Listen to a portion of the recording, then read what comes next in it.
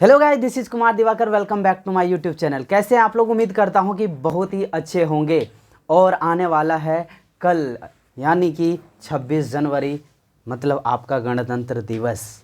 तो आप लोग सभी जो भी बच्चे स्पीच देना चाहते हैं, जो अपना करना चाहते हैं कुछ अलग, कि हाँ मैं भी कुछ जब लोगों के सामने अपने आप को प्रेजेंट करूं तो कुछ अलग ही बनकर दिखूं, कुछ अलग ही सब मेरी तारीफ़ करे, तालियां बजाए मेरे लिए। ये हर किसी की ख्वाहिश होती है, चाहे आप स्कूल में हो, कॉलेज में हो, या फिर आप कहीं भी जहाँ पे आप बोल रहे होंगे, स्पीच की तैयारी, स्पीच देने की सोच रहे हैं। तो मैं आपको हेल्प करने के लिए आया हूँ यहाँ पे कि कैसे आप स्पीच दो, ताकि हर कोई एकदम हर बात पे आपके स्पीच को सब जो है, जब आप बोल रहे हो तो हर कोई तालियां हा करके एकदम बजा रहे हो। तो मैं भी स्पीच दिया करता हूँ। आप जो है देख सकते हो, मैं आई बटन में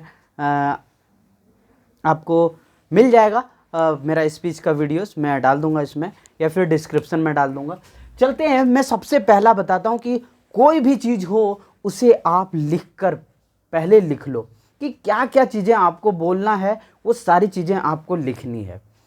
तो जिसे कोई भी चीज़ को आप बहुत परफेक्टली लिखने के लिए अगर आप लिखते हो तो उसमें हेड होना चाहिए, बॉडी होना चाहिए और एंड होना चाहिए, जिसको कंक्लूजन पार्ट कहते हैं हम।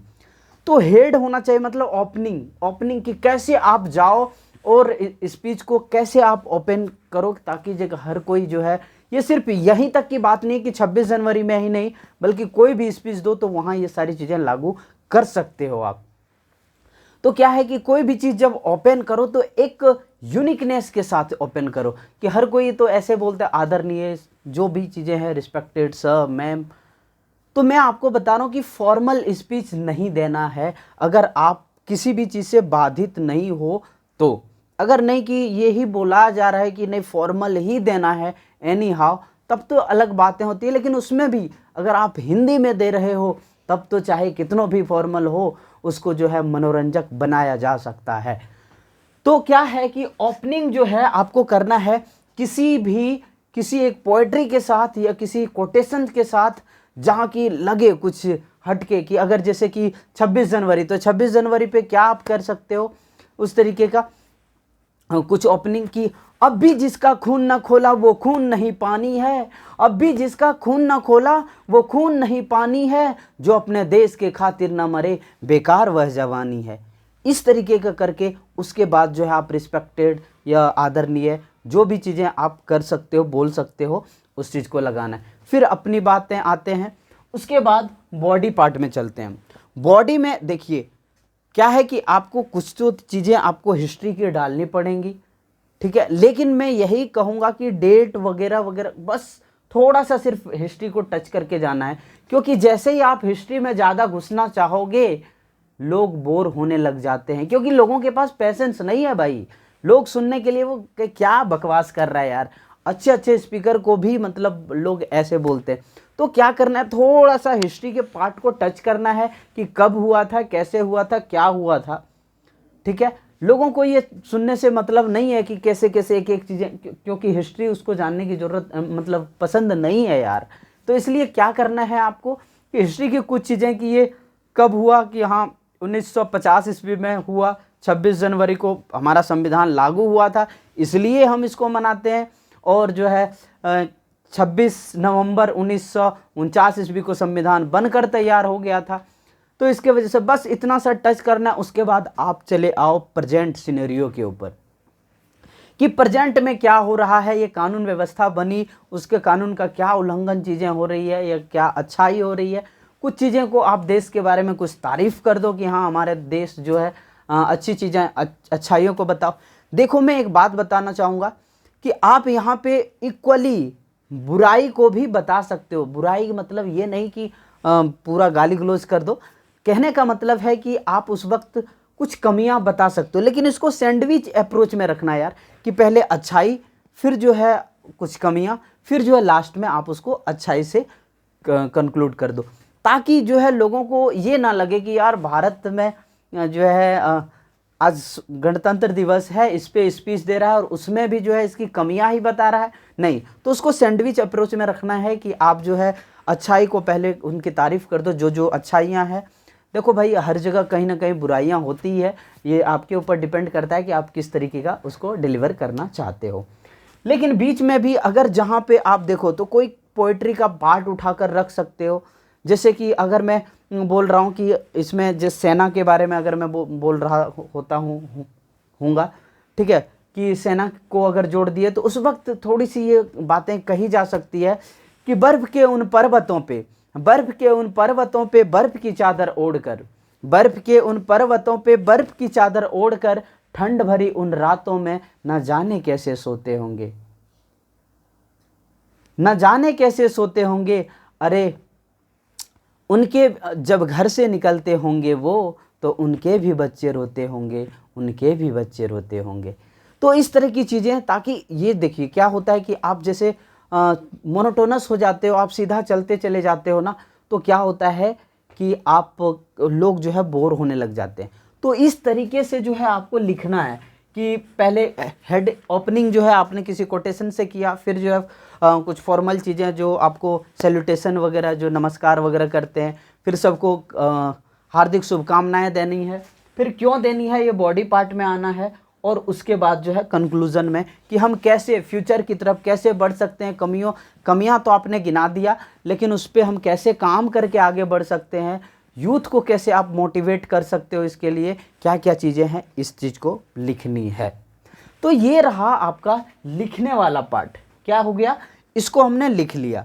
अब भैया ठीक है, लिख लेना ही स्पीच दे देना नहीं होता है, उसको पहले प्रैक्टिस करो, उसको पहले प्रैक्टिस करो, कॉन्फिडेंट लाओ अपने अंदर। बहुत किसी को मैंने देखा है भाई कि हाथ में माइक देने के बाद उसका गला सूख जाता है, तो कहिए कि हाथ से माइक छूट जाता है, हाथ कांपने लग जाते हैं, पैर। भैया मेरे साथ भी हुआ था शुरुआत में, और ये आप लोगों के साथ भी हो सकता है या होता होगा। कोई भी ऐसा स्पीकर नहीं है जो आज, चाहे वर्ल्ड का बेस्ट स्पीकर क्यों नहीं को, शुरुआत में उसके साथ भी ये सारी प्रॉब्लम हुई है। तो आप इससे हिचकिचाएं नहीं, डरे नहीं, आगे बढ़ना है, आपको करना है। लेकिन वो चीज़ों को कम करने के लिए, ओवरकम करने के लिए आपको क्या करना है, प्रैक्टिस करना है भैया, प्रैक्टिस करना है। कैसे प्रैक्टिस करें, आप एक हॉल में जाके आप जो है उसको प्रैक्टिस कर सकते हो, दीवार से जो मतलब हॉल टाइप का अगर हो तो वहाँ से आप अकेले रूम में हो, वहाँ से वो चीज़ें बोल बोल के काफ़ी बार प्रैक्टिस करना है, जिससे क्या होगा कि आपका कॉन्फिडेंट बूस्टअप हो जाएगा कि हाँ भाई मैं बोल सकता हूँ। सब उसके बाद क्या है कि अब क्या भैया मैं उसको पूरे का पूरे रट जाऊँ, नहीं। अगर रट गए तो फिर क्या होगा कि आप सिर्फ जो है उसको बोल रहे होंगे अपने दिमाग से। किससे बोल रहे होंगे, दिमाग से। वो आपके हर्ट से नहीं निकलेगा अगर आपने रट लिया है तो। अगर हर्ट से निकलेगा तभी लोगों के हर्ट तक वो जा पाएगी, पहुंच पाएगी और कनेक्ट हो पाएगा। तो क्या करना है आपको कि उसको पॉइंट वाइज याद कर लेना है कि अच्छा पहले मुझे सैल्यूटेशन बोलना है या कोई कोटेशन बोलना है, उसके बाद सैल्यूटेशन बोलना है, उसके बाद उसके बॉडी पार्ट में मुझे हिस्ट्री की ये चीज़ें बोलनी है कि ये कब हुआ था, कैसे हुआ था। उसके बाद जो है इनमें किन किन लोगों का, 2-4 महापुरुषों का नाम ले लेना है। उसके बाद जो है कि अच्छा उसके बाद सेना के बारे में बोलना है। उसके बाद क्या अच्छाइयाँ हमारे भारत किस किस क्षेत्र में जो है आज सफलता के परचम लहरा चुके हैं वर्ल्ड में। उसके बाद कुछ कुछ कमियां बतानी है, फिर जो है कि हम इसको और बेहतर तरीके से कैसे कर सकते हैं, ये सारी चीज़ें बता के लास्ट में कोटेशन के साथ आपको एंड करना है। तो ये चीज़ें जैसे आपने पॉइंट वाइज किया, जैसे मैं आपको पॉइंट वाइज बताया कि अच्छा ये चीज़ें ये चीज़ें ये चीज़ें, उसके बाद तो क्या होगा, ये आपके माइंड में मैप हो जाएगा और आप ब्लैंक नहीं होगे। स्टेज पे या फिर कहीं भी हो तो आप ब्लैंक नहीं होगे। उसके बाद क्या है कि उस दौरान आपको बोल बोल के मिरर के सामने प्रैक्टिस करो। मिरर के सामने प्रैक्टिस करने से क्या होगा कि आप देख पा रहे होगे, जैसे आप खुद को देख रहे होते हो ना, तो वहाँ ऑडियंस को आप देख रहे होंगे कि वहाँ पे जब जाओगे तो ऑडियंस को देख रहे होगे। तो क्या होता है कि बहुतों का ऑडियंस देखने के बाद ऑडियंस का फियर हो जाता है, तो वो चुप हो जाता है, ब्लैंक हो जाता है। तो ब्लैंक नहीं होगे जब आप मिरर देख देख के प्रैक्टिस कर रहे होगे। तो ये 3 तरीके से जो है आप प्रैक्टिस कर सकते हो। अब बात आती है डिलीवरी की। तो डिलीवरी की जब बात आती है तो एक बात बताऊं कि आपको सबसे पहले तो बोला कि उसको इतनी बार प्रैक्टिस कर लेना है कि आपको ऐसा ना लगे कि आप दिमाग से बोल रहे हो या सिर्फ बोले जा रहे हो। वो कहाँ से होना चाहिए, हर्ट से होना चाहिए, ताकि लोग आपसे कनेक्ट कर पाए। लेकिन साथ ही जब आप बोल रहे हो तो आपके साउंड में क्लैरिटी होनी चाहिए, एकदम क्लियर, कि आप जो भी बोल रहे हो क्रिस्टल क्लियर होना चाहिए सुनने वाले को कि हाँ भैया ये बोल रहा है। तब जाके लोग आपके तरफ ध्यान देकर सुन रहे होंगे, क्योंकि लोग ऐसे भी काफ़ी डाइवर्टेड रहते हैं, तो वो आपको जो है सुने, इसके लिए आपको क्लियर होना बहुत ज़रूरी है। उसके बाद मोनोटोनस नहीं हो जाना है। समझ आ रही है क्या? मोनोटोनस नहीं हो जाना है। आपको जैसे जैसे भाव आ रहे होंगे या जैसे जैसे शब्द यूज हो रहे होंगे, उसके आधार पे आपको जो है वॉइस मॉड्यूलेशन करना है। वॉइस मॉड्यूलेशन करना है कि जहां हम दुख की बात कर रहे होंगे तो वहां पे थोड़ी दुख भरी आवाज़ में बोलनी है। जहां हम खुशी की बात कर रहे होंगे वहां पे जोश जुनून को दिखाते हुए बोलना है, खुश होते हुए बोलना है, जिससे कि ये लगे कि हाँ आपकी जो शब्द है और आपके जो इमोशंस हैं, आपके जो बॉडी लैंग्वेज है, वो सारी चीज़ें कनेक्ट हो पा रही है एक दूसरे से। अब अगर मैं बात करूं आई कांटेक्ट, बहुत सारे लोग क्या करते हैं, या तो वो ऊपर देख रहे होते हैं या तो फिर एक जगह किसी दीवार को देख रहे होते हैं। ठीक है, अगर बड़ा स्टेडियम है तो आप सामने दीवार पे देख रहे होते हो, तो क्या होता है कि लोगों को ये पता नहीं चलता है कि आप कहाँ पे देख रहे हो। वो सोच रहा होता है किसी को लास्ट में देख रहा होता है।